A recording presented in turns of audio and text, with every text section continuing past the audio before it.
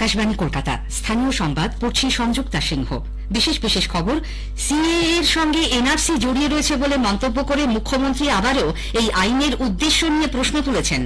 নাগরিকত্বের আবেদন করলে চাকরি চলে যাবে বলে মুখ্যমন্ত্রীর বক্তব্য পুরোপুরি অসত্য বলে দাবি করেছেন বিরোধী দলনেতা।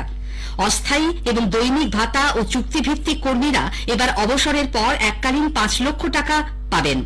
পিএম সুরজ পোর্টালের সূচনায় এরাজ্যেও আর জেলায় জেলায় বিপুল উৎসাহ চোখে পড়েছে।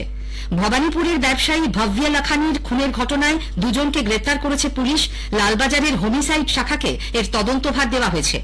ভারতীয় বিজ্ঞান কংগ্রেসের নতুন সভাপতি হয়েছেন পশ্চিমবঙ্গ প্রাথমিক শিক্ষা পর্ষদের প্রধান গৌতম পাল।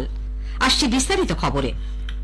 সংশোধিত নাগরিকত্ব আইন সিএএ নিয়ে ফের কেন্দ্রের বিরুদ্ধে বৈষম্যের অভিযোগ আনলেন তৃণমূল কংগ্রেস প্রধান মুখ্যমন্ত্রী মমতা ব্যানার্জি। আজ শিলিগুড়ির কাছে ফুলবাড়িতে প্রশাসনিক সভায় বিভিন্ন সরকারি প্রকল্পের সুবিধা প্রাপকদের হাতে তুলে দেওয়ার পর উত্তরকন্যায় সাংবাদিকদের মুখোমুখি হয়েছিলেন তিনি। এদিনই মুখ্যমন্ত্রী বলেন, এই আইনে কোনো স্বচ্ছতা নেই। এনআরসির সঙ্গে যোগ রয়েছে সিএএ এর।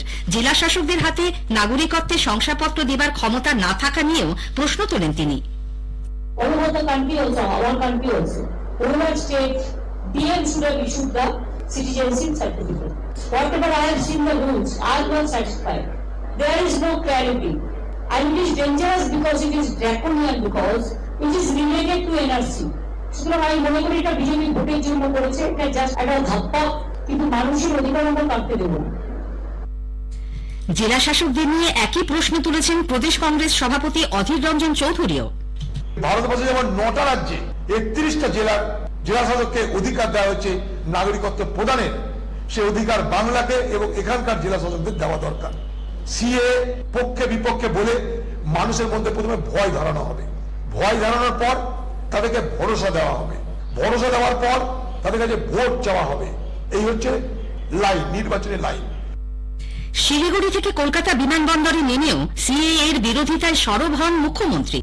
অন্যদিকে বিরোধী দলনেতা শুভেন্দু অধিকারী নাগরিকত্বের শংসাপত্র দেবার ক্ষমতা জেলা শাসকদের হাতে না থাকা নিয়ে মুখ্যমন্ত্রীর বক্তব্যকে তীব্র কটাক্ষ করেছেন। নদিয়ার রানাঘাটে আজ এক জনসভার পর সাংবাদিকদের মুখোমুখি হয়েছিলেন তিনি।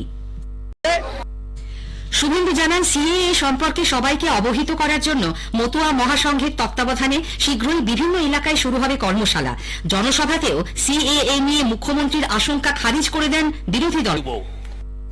অস্থায়ী এবং দৈনিক ভাতা ও চুক্তিভিত্তিক কর্মীরা এবার অবসরের পর এককালীন ৫ লক্ষ টাকা আর্থিক সহায়তা পাবেন। আগামী ১ এপ্রিল থেকে রাজ্য সরকারের এই সিদ্ধান্ত কার্যকর হবে। অর্থ দপ্তর থেকে বিজ্ঞপ্তি প্রকাশ করে জানানো হয়েছে, প্যারা টিচার, এসএসকে ও এমএসকে শিক্ষক, আশা, স্বাস্থ্যকর্মী, অঙ্গনওয়াড়ি সহায়িকা, civic volunteer, village police, home guard, অতিরিক্ত দমকল কর্মী সহ এই ধরনের কর্মীরা অবসরের পরই এই সুবিধা পাবেন। কাজ অনুযায়ী ৬০ কিংবা ৬৫ বছর বয়সের পর তারা অবসর নেন। আগে অবসরের পর কোনো কর্মী পেতেন ২ লক্ষ, কেউ পেতেন ৩ লক্ষ টাকা, কিন্তু এবার রাজ্য সরকারের আওতাধীন সমস্ত চুক্তিভিত্তিক ক্যাজুয়াল দৈনিক ভাতার কর্মী ৫ লক্ষ টাকা করে পাবেন।